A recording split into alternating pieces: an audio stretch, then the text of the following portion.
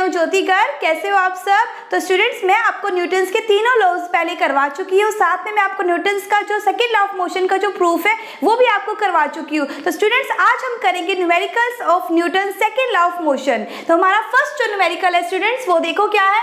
A constant force x on an object of mass 5 kg for a duration of 2 seconds. It increases the object's velocity from 3 meter per second to 7 meter per second. Find the magnitude of the applied force. Now, if the force was applied for a duration of 5 seconds, then what would be the final velocity of the object? मैं आपको एक बार line by line जो है ये numerical की जो statement है आपको फिर से रीड करवाती हूँ स्टूडेंट्स। तो देखो, फर्स्ट में क्या गिवन है, constant force acts on an object of mass 5 kg, मतलब जो ऑब्जेक्ट है उसका मास कितना है 5 kg, जिसके ऊपर फोर्स लग रहा है, ठीक है, for a duration of 2 second. कितने टाइम पीरियड के लिए स्टूडेंट्स फोर्स लग रहा है? 2 सेकंड्स के लिए। तो मैं पहले क्या मेंशन करूंगी स्टूडेंट्स, यहाँ देखो मास कितना है ऑब्जेक्ट का स्टूडेंट्स 5 kg। कितना हो गया स्टूडेंट्स मास 5 kg। नेक्स्ट हम क्या नोट करेंगे, इसका टाइम पीरियड स्टूडेंट्स। देखो अब टाइम पीरियड स्टूडेंट्स यहाँ पे कितना है 2 सेकंड, ये मैंने नोट कर दिया। नेक्स्ट देखो स्टूडेंट्स आप, the object's velocity from it increases the object's velocity from 3 metre per second to 7 metre per second, मतलब जो ऑब्जेक्ट की वेलोसिटी है स्टूडेंट्स वो कहां से कहां तक है 3 metre per second to 7 metre per second. तो इसका मतलब जो ये स्टार्टिंग वेलोसिटी है स्टूडेंट्स हमारी वो कौन सी है, initial velocity.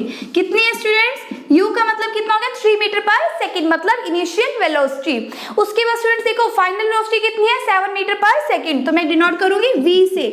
v is equal to 7 metre per second, मतलब u स्टूडेंट्स हमारी क्या है initial velocity, and students v हमारी क्या है यहाँ पर फाइनल वेलोसिटी, ठीक है।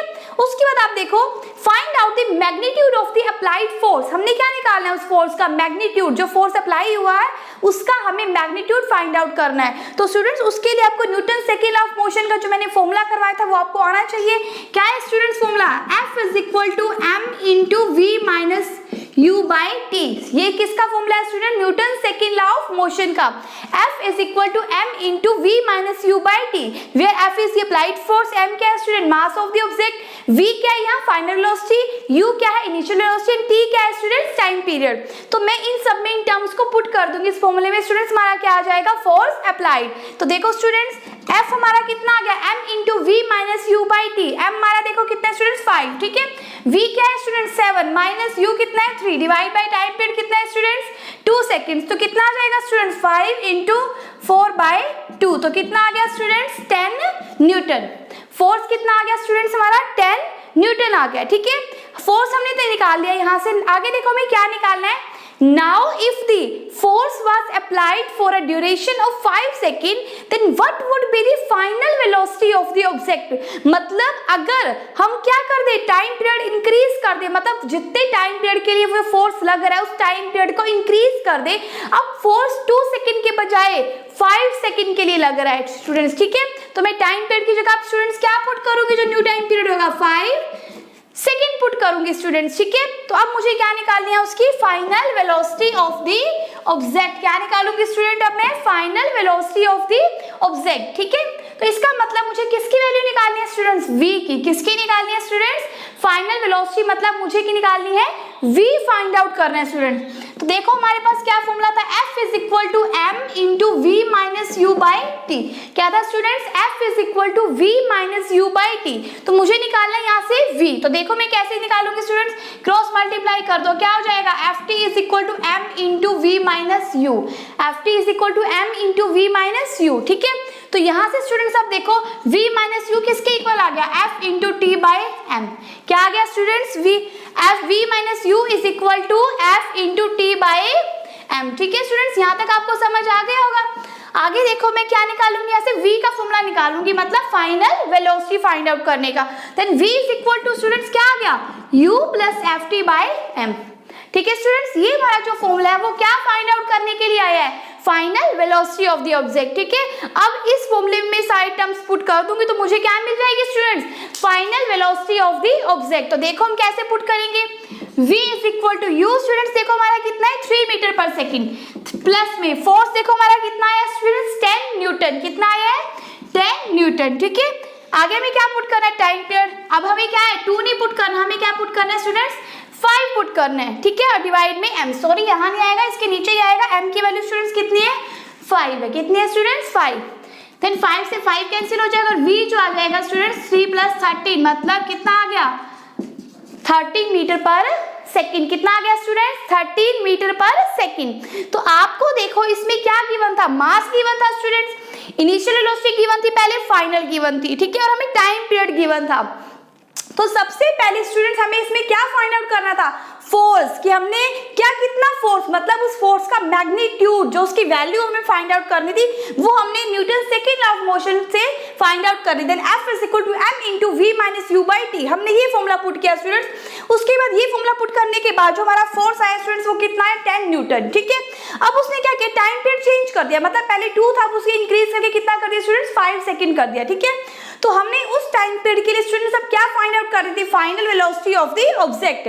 तो इस फॉर्मूले में से स्टूडेंट्स हमने क्या किया, फाइनल वेलोसिटी के लिए हमने क्या निकाली स्टूडेंट्स, फॉर्मूला निकाल लिया। तो क्या आया, v = u + f × t/m। तो इन सब फॉर्मूले में हमने, सॉरी, जो फाइनल वेलोसिटी का स्टूडेंट्स हमारा फॉर्मूला था, उसमें हमने ये टर्म्स पुट करके स्टूडेंट्स हमने क्या निकाली, final velocity of the object, जो कितनी आई है स्टूडेंट्स, 13 मीटर पर सेकंड। हमारा सेकंड केस है, देखो क्या है, which would require a greater force accelerating a 2 kg mass at 5 meter per second square और a 4 kg mass at 2 meter per second square। मतलब हमें बताना है कि दोनों केसेस में से सबसे ज्यादा जो फोर्स है वो किस केस में लगेगा। तो इसका मतलब हमें दोनों केसेस में अलग अलग से पहले क्या निकालना पड़ेगा स्टूडेंट्स, फोर्स आप फाइंड आउट करना पड़ेगा, ठीक है। तो मैं फर्स्ट केस के लिए निकाल रही हूँ, हमें पता है Newton second law of motion students, acceleration जब गिवन हो तो F = m × a, मतलब फोर्स का फॉर्मूला हमारा क्या बनेगा स्टूडेंट, मास × एक्सेलरेशन। अब मैं फर्स्ट वाले केस में फर्स्ट ऑब्जेक्ट के लिए फाइंड आउट कर रही हूँ, तो मैं क्या लिखूंगी, F1 = m1 × a1। ऐसे ही मैं सेकंड वाले केस में स्टूडेंट्स क्या लिखूंगी, F2 = m2 × a2, ठीक है। अब फर्स्ट वाले केस की बात करें, मास स्टूडेंट्स कितना गिवन है, 2 kg × एक्सेलरेशन स्टूडेंट्स कितना गिवन है, 5, तो कितना आ गया स्टूडेंट्स, 10 न्यूटन। फर्स्ट वाले केस में जो फोर्स अप्लाई हुआ है स्टूडेंट्स, वो कितना हुआ है, 10 न्यूटन अप्लाई हुआ है। सेकंड वाले केस की स्टूडेंट्स बात करें, मास हमारा गिवन कितना गिवन है, 4 kg गिवन है, एंड एक्सेलरेशन कितना गिवन है students, 2 metre per second square, तो कितना आ गया, 8 न्यूटन। सेकंड वाले केस में स्टूडेंट्स जो फोर्स आया स्टूडेंट्स, वो कितना है, 8 न्यूटन। फर्स्ट वाले केस में कितना है, 10 न्यूटन। पूछा क्या गया है, which would require a greater force, तो किस केस में लगा स्टूडेंट्स, फर्स्ट वाले केस में। तो हम क्या कहेंगे, F1 is greater than F2, मतलब फर्स्ट वाले केस में जो फोर्स अप्लाई हुआ है वो सेकंड वाले से ग्रेटर हुआ है, मतलब ज्यादा हुआ है। स्टूडेंट्स हमारा थर्ड न्यूमेरिकल जो है वो देखो क्या है, a force of 5 Newton gives a mass m1 and acceleration of 10 meter per second square and a mass m2 and acceleration of 20 meter per second square. What acceleration would it give if both the masses were tied together? मतलब इस complete statement में हमें क्या given है, हमें सबसे पहले क्या गिवन है स्टूडेंट, फोर्स गिवन है 5 न्यूटन का, ठीक है, और वो उसका मास कितना है m1, ठीक है, एक्सेलरेशन कितना है student, 10 metre per second square. और सेकंड ऑब्जेक्ट की बात करें जिसका मास m2 है, एक्सेलरेशन है 20 मीटर पर सेकंड स्क्वायर। तो हमें क्या बताना है स्टूडेंट इस केस में, what acceleration would it give if both the masses were tied together. अगर हम दोनों के मासेस को टाई कर दे, इकट्ठा कर दे, तो उसके बाद उनका एक्सेलरेशन जो है वो क्या होगा। इसका मतलब acceleration combined acceleration find out करने के लिए स्टूडेंट्स सबसे पहले हमें कंबाइंड मासेस चाहिए, ठीक है। कंबाइंड मासेस मतलब m1 + m2, तो उसके लिए हमें पहले क्या फाइंड आउट करनी पड़ेगी, m1 और m2 फाइंड आउट करोगे। तो स्टूडेंट्स हम Newton second law of motion का यूज करके सबसे पहले m1 और m2 फाइंड आउट करेंगे, उसके बाद उनको कंबाइन करेंगे और जो कंबाइंड मास आएगा उसको कहाँ यूज करेंगे, एक्सेलरेशन फाइंड आउट करने के लिए। तो चलो चलते हैं स्टूडेंट्स, सबसे पहले हमें क्या निकालना है, m1 निकालना है, जिसके लिए हमारे पास फोर्स स्टूडेंट्स गिवन है, F = क्या हो जाएगा स्टूडेंट्स, m1 × a1, क्या हो जाएगा स्टूडेंट्स, F1 = m1 × फोर्स हमें कितना गिवन है स्टूडेंट्स, 5 न्यूटन का गिवन है, ठीक है। मास हमें फाइंड आउट करना है स्टूडेंट्स, एक्सेलरेशन हमें कितना गिवन है फर्स्ट केस में, 10 मीटर पर सेकंड स्क्वायर। तो यहाँ से स्टूडेंट्स जो हमारा m1 है वो कितना आ जाएगा स्टूडेंट्स, 5/10, मतलब 0.5 kg। हमने फर्स्ट केस में स्टूडेंट्स m1 फाइंड आउट कर लिया, बात ये आती है सेकंड केस की। ऐसे स्टूडेंट्स सेम हम देन F2 = m2 × में a2, F2 स्टूडेंट्स हमारा सेम रहेगा 5, m2 हमें फाइंड आउट करना है, a2 स्टूडेंट्स देखो हमारा कितना गिवन है, 20 metre per second square. Then m2 = 5 कितना आ गया स्टूडेंट्स, 20, मीन्स 1/4 आ जाएगा। तो मीन्स यहाँ से हमारा देखेंगे स्टूडेंट 0.25 kg, कितना आ गया स्टूडेंट्स, 25 kg आ गया। अब हम क्या करेंगे, दोनों मासेस को कंबाइन करेंगे, मतलब हमें जो टोटल मास चाहिए वो क्या होगा, m1 प्लस m2 होगा। स्टूडेंट्स m1 देखो कितना है 0.5 प्लस 0.25 तो कितना आ गया स्टूडेंट 0.75। जो कंबाइंड मास आया स्टूडेंट्स वो कितना है 0.75। ठीक है, उसके बाद हमें क्या निकालना है स्टूडेंट्स, इसका एक्सेलरेशन फाइंड आउट करना है। क्या स्टूडेंट्स फाइंड आउट करेंगे, एक्सेलरेशन। हमारे पास फॉर्मूला गिवन ही है, force is equal to mass into acceleration, ये फॉर्मूला है। हमें क्या निकालना है, acceleration. A is equal to F upon m।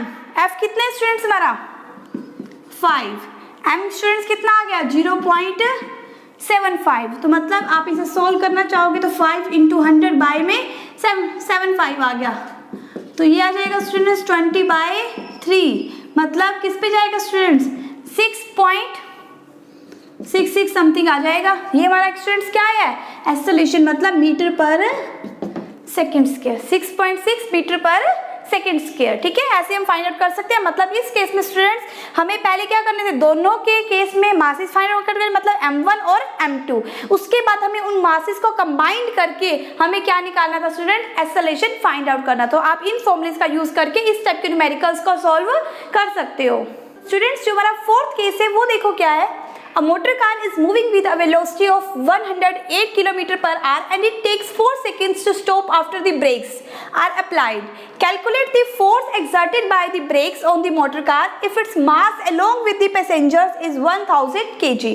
आपको इसमें क्या बताया हुआ है, हमें क्या गिवन है स्टूडेंट्स, वेलोसिटी गिवन है 108 km/h और हमें बताया गया है कि ब्रेक्स अप्लाई करने के बाद वो क्या हो जाएगी, जो मोटर कार है वो स्टॉप हो जाएगी और उसे स्टॉप होने में कितना टाइम पीरियड लगेगा स्टूडेंट, 4 सेकंड का।